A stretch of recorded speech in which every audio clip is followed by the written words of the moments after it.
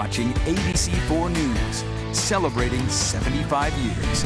Welcome back. We have the Red Cross here to talk about their response to the wildfires burning in Maui, an area where many Utahns have connections to. So we have Matt Stevens, who is the Regional Disaster Officer, and he joins us now to tell us more about the assistance that the Red Cross is providing, including sheltering for hundreds of people. Thank you for joining us. Oh, it's a pleasure. Thanks for having me. Yeah, right now, of course, our hearts go out to everybody that's affected in this disaster. Of course, the people that are on the island, and then the locals throughout Utah that have friends and family members that live in Hawaii. And so our immediate impact is we're going in and we're opening up shelters. We have, I believe, 5 shelters that are open on the mainland or on the main island right now, and then we have several shelters that are opened up throughout Hawaii. And then we're providing feeding and then that emotional support. It really means so much when somebody's affected and they just lost everything to just offer that hug and let them know that, hey, we're here to help. And you mentioned we do have some Utahns on their way to help.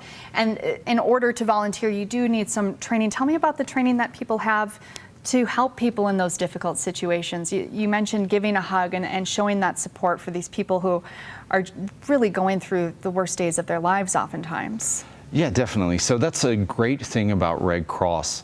Anybody can join. Once you join, there is a plethora of training that's available online and in person.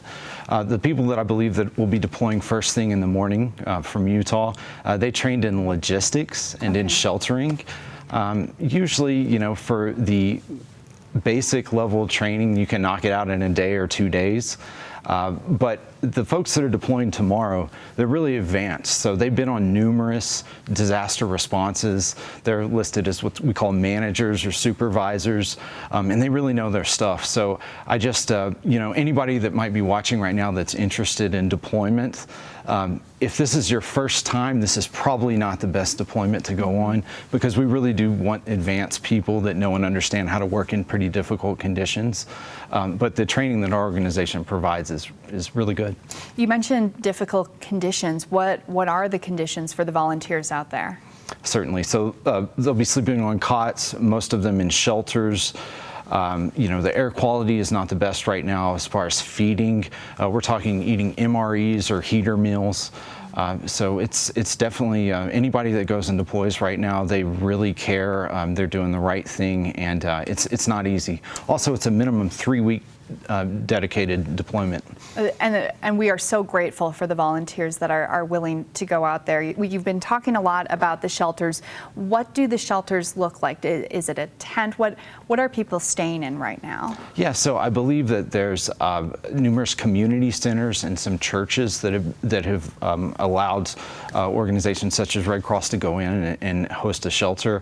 That's all I'm hearing at this time. I know that in Maui, there's 5 shelters that are open on location and several in the surrounding islands. What are you hearing from people on the ground? Is there a light at the end of the tunnel right now, or are we just hanging on and just waiting for this to pass at this point? What's it looking like for them?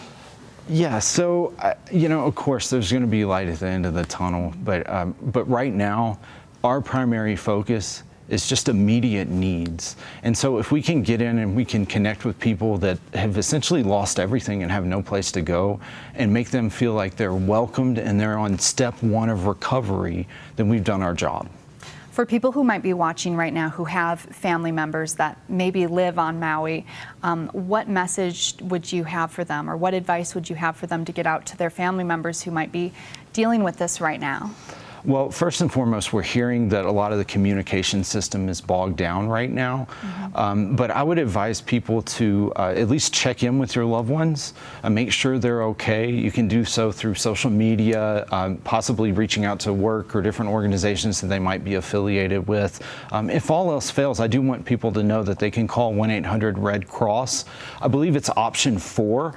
And essentially you can state that you're missing your loved one, you don't know if they're safe, and you want to get support, and our organization will investigate on your behalf. Matt Stevens, thank you so much for taking some time to talk about this and the wonderful work that you and your volunteers do. No, thank you.